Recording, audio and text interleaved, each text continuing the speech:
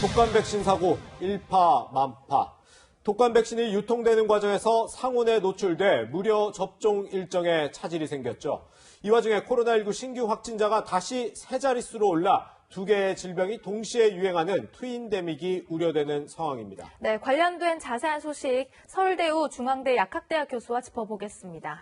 네, 교수님. 먼저 지금 독감 얘기 중요하니까 좀 짚어봐야 될 것 같은데 이번에 이 백신 상온 노출 사태 유통사가 이 신성약품이란 곳이던데 여기가 백신 대규모 유통 처음 맡았고 뭐 정부 조달 업무도 처음 해봤다 그러더라고요. 정부가 좀 허점을 드러낸 게 아닌가 싶기도 한데요. 예, 일단 신성약품은 뭐 처음으로 이 사업에 진출한 것으로 알려져 있습니다. 그렇군요. 알려져 있기로는 예. 경험이 있는 그런 업체들이 어떤 법률적인 문제로 이 조달청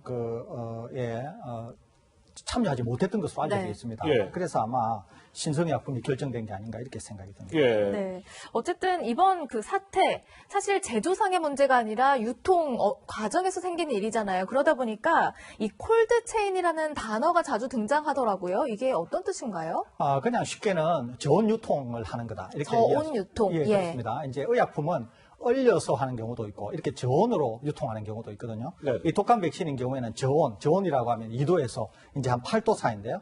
이때 2도에서 8도니까 어떤 시설이 있어야 되겠죠. 예. 자동차라든지 운송에 이제 그렇게 해서 2도에서 8도를 유지하면서 독감 백신을 실어 나르는 그런 게 저온 유통이다. 이렇게 이해하시면 되겠습니다. 네. 네. 그런데 이 유통 과정에 여러 지금 문제점이 나오고 있는데 이 가운데 일부 백신이 이 종이 상자에 담겼었다 이런 지금 얘기도 있어요. 이게 종이 상자에 담겼으면 큰 문제가 되는 건가요? 큰 문제가 된다고도 볼 수 있고 안 된다고 볼 수 있습니다. 예. 중요한 것은 뭐냐면은 예. 독감 백신은 규정에 네. 운송을 어떻게 하라, 제도는 어떻게 하라, 이게 규정이 정해져 있거든요. 딱 정해져 있군요. 정해져 있습니다. 그러니까 그 규정대로 해야 돼요. 그러니까 모든 의약품은 보관, 그러니까 생산, 제조, 네. 그다음에 보관, 운송 등등에 대한 규정이 다 정해져 있습니다. 예. 그러면은 지금 이 독감 백신인 경우에는 운송을 할 때 2도에서 8도를 유지하라는 거죠. 예. 그러면 좋다 이거예요.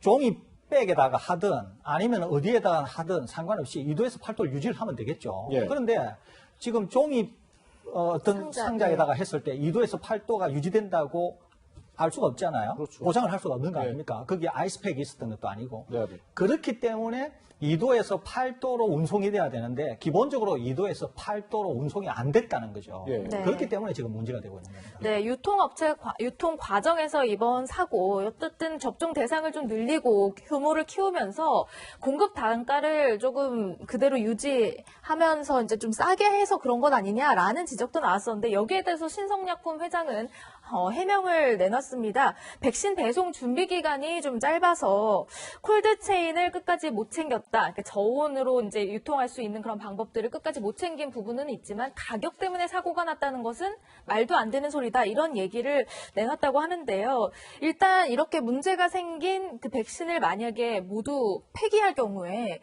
피해 규모가 어느 정도 되는 건가요? 예, 피해 규모는 대충 한 455억 정도 되는 것으로 알려져 네, 있습니다. 예. 그런데 네. 이제 문제는 네. 이 금액보다도 다른 문제가 있어요. 왜 어떤 문제가 그러냐면은 있어요? 지금 독감 백신이 이렇게 중요한 이슈가 된 이유가 뭐냐면 네. 독감과 코로나19가 동시에 유행하는 트윈데믹 때문에 그러는 것이거든요. 네. 그렇기 때문에 가능하면은 전 국민이 맞으면 좋은데 네. 물량을 다 공급하기가 어려우니까 우리나라는 전 국민의 60% 정도가 이제 무료 더하기 유료 해서 한 60% 정도가 이제 접종을 할 예정이에요. 네, 그런데 네. 이제 정부가 재정으로 공급하려고 하는 게 거의 2천만 명 정도 됩니다. 네. 2천만 명이라고 하면은 거의 한 40% 정도 되는 거죠. 네. 40% 정도 되는데 40% 정도 되는 2천만 명 분에서 500만 명 분 중이 지금 이게 문제가 되는 거죠. 네. 그러면 이게 전체의 4분의 1이 문제가 되는 겁니다. 예. 그러면 4분의 1이 문제가 되어서 만일에 최악의 상황으로 전량 폐기가 되면 예. 이 4분의 1을 국내에서 더 이상 조달을 하거나 네. 생산을 통해서 조달을 하거나 아니면 외국에서 수입하기가 거의 어려운 상황이에요. 네. 네. 그러면은 접종 대상자들이 접종을 못하는 문제가 생깁니다. 그럴 수 거기에다가 국가에서 무료 접종을 하려고 재정을 풀어서 하는 것들은 대부분 고위험군이나 반드시 접종이 필요한 사람들이거든요. 네네. 그런데 그분들에게 접종이 안 된 상태로 이번 겨울에 코로나19 시즌을 보낼 수 있게 된다는 거죠. 예, 예. 그렇기 때문에 이 문제가 단순하지 않다. 이렇게 볼 수 있는 거예요. 네. 어떻습니까? 실제로 뭐 이른바 백신 대란 뭐 이런 일까지 벌어질 수 있다고 보시나요?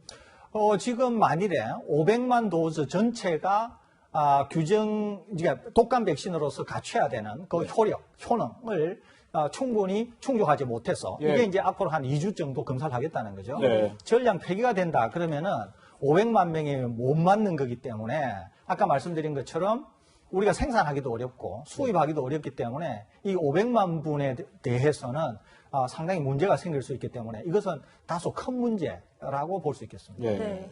무료 접종 분량이 지금 문제가 되다 보니까 일부 학부모들은 자녀들에게 무료 접종을 하려다가도 조금 걱정되는 건 이 무료 접종분에서 이제 그 문제가 생겼다고 하니까 돈을 내고서라도 해야 된다. 이러는 일부 부모님들도 있다는 얘기가 있어요. 그렇게 할 수도 있습니다. 걱정이 많으신 부모님들은. 그런데 이제 일단 너무 큰 걱정은 하실 필요는 없습니다. 기본적으로 지금 이 무료 접종 분 전체 2천만 명 분 중에서도 이 500만 명 분에 문제가 생긴 거고 네네. 이거 이외에 이미 유료 접종을 위해서 배분이 된 것들은 크게 문제가 없었거든요. 네. 그러니까 유료 접종을 이미 맞으신 분들은 걱정을 안 하셔도 됩니다. 예, 또 무료 접종은 지금 일단 중지가 됐지 않습니까? 네. 그런 다음에 정부가 평가를 한 다음에 접종을 해도 괜찮다. 그러면 이거 맞아도 괜찮습니다.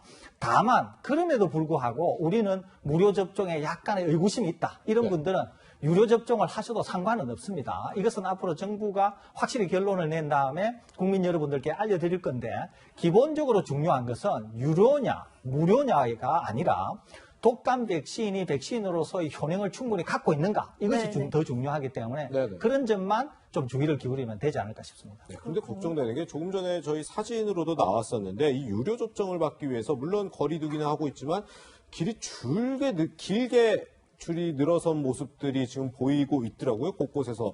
사실 저렇게 또 한 군데에 모이다 보면 감염 우려 이런 것도 좀 우려가 되거든요. 그렇습니다. 그러니까 언제나 사람이 많이 모이는 것은 네. 우려가 되죠. 네. 꼭 기억하셔야 될 것은 마스크는 거리두기보다 훨씬 효율적인 방어수단이 됩니다. 마스크요? 우리 최근에 많이 봤죠. 네네. 특정 커피점에서도 봤고 최근에 식당에서도 식당을 이용하신 모든 분들은 다 감염이 되었는데 마스크를 하신 종업원들은 감염이 안 되고 이런 사례를 우리가 많이 봤지 않습니까? 네. 또 네. 동충하초에서도 수십 명이 감염이 되었는데 한 분, 마스크 하신 한 분만 감염이 안 돼서 네, 사례를 보셨지 동충하초 않습니까? 사업 설명회에서. 그렇습니다. 예. 그렇기 때문에 언제나 사람이 많이 모이는 곳은 위험할 수 있다. 다만 그런 위험함 속에서도 나를 지키거나 하는 수단은 유일하게 마스크다. 이 점을 꼭 기억하시면 좋겠습니다. 네. 네. 어쨌든 지금 질병관리본부가 지난 12일 질병관리청으로 승격이 됐죠.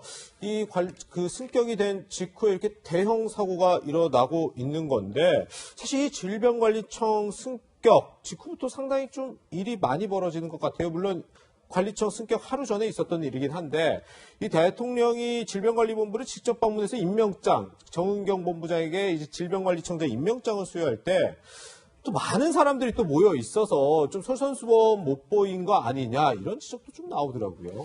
네, 그렇습니다. 이게 이제 기본적으로 언론을 통해서 공개가 된 화면인데요. 예. 여기에 보면은 이제 질병관리본부가 질병관리청으로 성격이 된 것은 질병관리본부로서는 굉장히 큰 그런 축하할 만한 일기는 하죠. 그렇죠. 그래서 이제 많은 분들이 모여서 축하를 하시고 이제 자기네들이 해명한 자료에 따르면은 방문객들이나 또 이런 연락처는 다 적었다고 되어 있습니다. 네네. 그럼에도 불구하고 질병관리청, 지금의 질병관리청은 전 국민이 주시하고 있고 모금을 보내야 되는 그런 이제 청인데 기본적으로 이제 저기에서는 많은 분들이 마스크를 착용하고 있음에도 불구하고 예. 산밀 조건이 조성이 된다는 거죠. 네. 밀폐, 밀집, 밀접이라고 하는 그런 조건이 조성이 된다는 거죠. 예. 그러니까 이제 일반 국민들께서 보시기에는 상당히 의아한 장면이라는 겁니다. 저게. 네. 그러니까 굉장히 책임 있는 당국이기 때문에 향후에는 이런 일들에 있어서 솔선수범이라고 하는 점 또 굉장히 주목을 받고 있다는 그런 당국이라는 점, 이런 점에서 상당한 주의가 필요하지 않을까 이렇게 생각이 듭니다. 예. 네, 이런 상황에서 오늘 발표된 코로나19 신규 확진자 수 다시 세 자릿수로 넘어갔습니다.